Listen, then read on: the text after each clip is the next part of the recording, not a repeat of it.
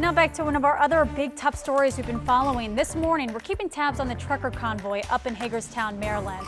And with so many demonstrators there now, as well as more at a couple of gathering spots in Virginia, we're expecting them to converge on Washington, D.C. very soon.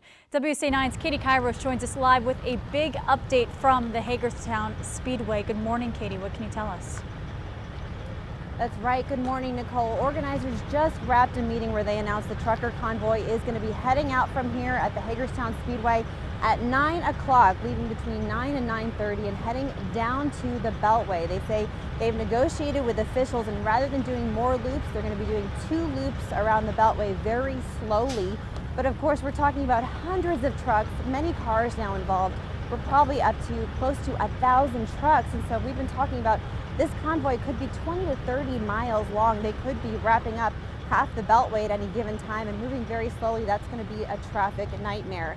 Now, people are getting ready to head out here. The trucks will be lining up. Now, people have told me that at previous places they've staged, it's taken them 2.5 hours alone to get out of the parking lot. There are so many people involved in this convoy now. It's just grown as the weekend has continued, and of course they've told us there are many reasons that all of them are here. They're fighting against government overreach, they say. They're angry about the COVID-19 safety mandates and the effect on the economy and society, and so they're out here protesting that. And at this time, organizers said, quote, they don't intend to go into DC proper, but that doesn't mean it's not going to happen. So at this time, they're officially just going to be on the Beltway. That is an area you want to avoid.